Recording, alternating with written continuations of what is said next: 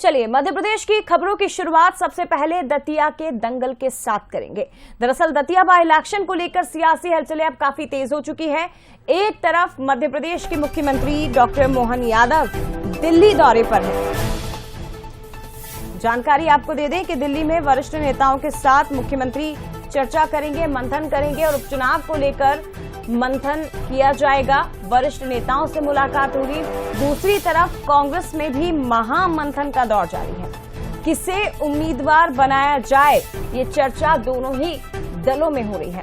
कांग्रेस अपना उम्मीदवार आज घोषित कर सकती है और अंदर की जो खबरें हैं उसके मुताबिक कांग्रेस राजेंद्र भारती की पत्नी को टिकट दे सकती है, यानी कि शोभा भारती को कांग्रेस की ओर से उम्मीदवार बनाया जा सकता है। लेकिन इसके अलावा वरिष्ठ जो नेता हैं अवधेश नायक और घनश्याम सिंह, ये भी रेस में बने हुए हैं। तो सियासत में मध्य प्रदेश की दतिया उपचुनाव की तैयारियां काफी तेज। 30 जुलाई को डाले जाएंगे वोट और उसके पहले दोनों ही राजनीतिक दलों की ओर से प्रत्याशियों को लेकर चर्चाएं चल रही हैं। हालांकि कांग्रेस की ओर से माना जा रहा है कि राजेंद्र भारती की पत्नी या बेटा, इनमें से कोई एक प्रत्याशी हो सकता है। वहीं दूसरी तरफ दतिया उपचुनाव को लेकर सियासत तेज हो गई, बयानबाजी तेज हो चुकी है। पीसी शर्मा पूर्व मंत्री जो कह रहे हैं कि जनता पर दतिया उपचुनाव को थोपा गया है, ये थोपा हुआ चुनाव है। पीसी शर्मा ने कहा कि मामला अभी भी कोर्ट में है। लेकिन दूसरी तरफ उनके बयान पर बीजेपी से आशीष अग्रवाल आ गया है। उन्होंने पलटवार किया और ये कहा कि दतिया में कौन सी कांग्रेस चुनाव लड़ेगी, पटवारी, दिग्विजय सिंह या अरुण यादव की कांग्रेस। ये भी उन्होंने जवाब दिया कि जनता पर जो उपचुनाव थोपा गया है वो कांग्रेस ने थोपा है। कांग्रेस किसी को भी टिकट दे दे लेकिन बीजेपी ही जीतेगी।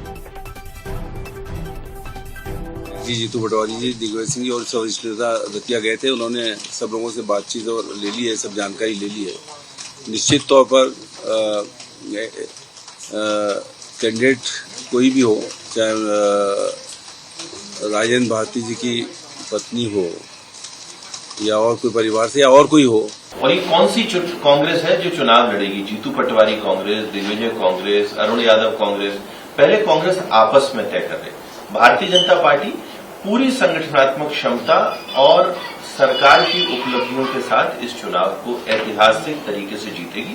देखिए, कांग्रेस सही कह रही है। दतिया का चुनाव कांग्रेस ने अपनी ये जो आपराधिक प्रवृत्ति छुपाने की जो प्रवृत्ति है उस कारण थोपा गया है और इसके जो अपराध है वो कांग्रेस के खाते में और जनता सही समय पे इस अपराध का हिसाब करेगी। और सीधे रुख करते हैं, हमारे साथ एग्जीक्यूटिव एडिटर मनोज सैनी जी इस वक्त लाइव जुड़े हुए हैं, सीधे उनका रुख करेंगे। और सूरज शर्मा भी हमारे साथ इस वक्त जुड़े हुए हैं इसी पर ज्यादा बातचीत के लिए। मनोज जी, सबसे पहले आपके पास आते हुए, मंथन, रायशुमारी दोनों ही राजनीतिक दलों में चल रही है, लेकिन कांग्रेस के अंदर खाने से खबर है कि राजेंद्र भारती के परिवार से ही किसी को टिकट दिया जा सकता है। या तो वो उनकी पत्नी हो सकती है या उनका बेटा।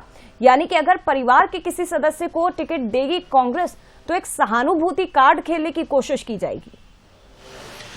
निश्चित रूप से वहां सहानुभूति का कार्ड चलने भी वाला है। दोनों तरफ से सहानुभूति देख सकते हैं आप। यदि भारतीय जनता पार्टी डॉक्टर नरोत्तम मिश्रा, जिनकी बहुत संभावना है कि वही प्रत्याशी होंगे, क्योंकि लगातार बीते 2-3 महीनों से जैसे ये मसला सामने आया था, राजेंद्र भारती अयोग्य घोषित किए गए थे, उसके बाद से लगातार वो तैयारी में है, मैदान में पहुंच रहे जनता के बीच में, और जो उनसे गलतियां हुई है बाकायदा वो माफ़ी भी मांग रहे हैं, बड़ों से, छोटों से। तो इसका मतलब यही है कि वो भी एक सहानुभूति की जो बात जो कही जा रही है कि एक अच्छा नेता जैसा बीजेपी मानकर चलती कि बहुत विकास के काम उन्होंने उस क्षेत्र में किए थे, तो कहीं ना कहीं जब हार का सामना करना पड़ता है तो जनता के मन में ये भी आता है क्या हमने कुछ गलत कर दिया।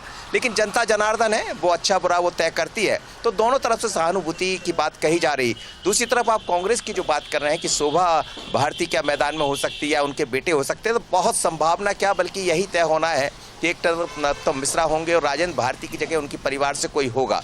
और दोनों ही ये चाहेंगे। राजेंद्र भारती के साथ भी जिस दौरान करीब 2.5 साल उनकी विधायकी रही और उसके बाद वो चली गई, तो एक सहानुभूति का वोट कहीं ना कहीं उस संदेश को देना चाहेगी कांग्रेस के भीतर से भी, क्योंकि दिग्विजय सिंह और जीतू पटवारी जब मंच पर पहुंचे थे अभी 2 दिन पहले, तो उनकी तरफ से भी यही बात नजर आ रही थी। लेकिन एक और वहां चुनाव मैदान में है खिलाड़ी, जैसे दामोदर यादव, जो कि आजाद भारत पार्टी से मैदान में, कह रहे हैं कि उनका भी अच्छा खासा वर्चस्व वहां पर देखा जा रहा है। तो वहां चुनाव जो होगा वो त्रिकोणीय होगा, ऐसा लगता है, जैसी खबरें आ रही है। पर डॉक्टर नरोत्तम मिश्रा होंगे भारतीय जनता पार्टी से, इसकी संभावना प्रबल है। और ये भी जानकारी है कि आज डॉक्टर मोहन यादव मध्य प्रदेश के मुख्यमंत्री दिल्ली में हैं, तो इन सब चीज़ों पर भी चर्चा होगी। हालांकि कर्तव्य भवन में उनका एक प्रोग्राम है, उस प्रोग्राम में उनको शामिल होना है। पर इस बीच जब दिल्ली पहुंचे हैं, क्योंकि आजकल में मुझे लग रहा है जो खबरें हैं तय हो जाएगा कि कौन को प्रत्याशी बना रही है। बहुत संभावना फिर मैं कहूँगा कि डॉक्टर नरोत्तम मिश्रा की ही है, वही चुनाव मैदान में होंगे। लेकिन दतिया का दंगल बहुत अलग है जया, चीज़ें बदली है और सभी के लिए चुनौती वहाँ दिखाई देती है। और यानी कि दोनों ही दल, मनोज जी, ये माने कि आज या कल में दोनों ही राजनीतिक दलों की ओर से अपने अपने प्रत्याशी, अपने अपने कार्ड खोले जा सकते हैं। सूरज, जरा ये समझाइए, क्योंकि कांग्रेस नेताओं का ये दावा है कि दतिया की जनता खुद को प्रताड़ित महसूस कर रही है जो राजेंद्र भारती के साथ हुआ। एक अदृश्य सहानुभूति लहर दतिया में चल रही है, ये कांग्रेस कह रही है। दूसरी तरफ सियासी बयानबाजी के जबरन थोपा गया है। इधर बीजेपी दावा कर रही है कि आप किसी को भी प्रत्याशी बना दीजिए, जीत तो बीजेपी की ही होनी है।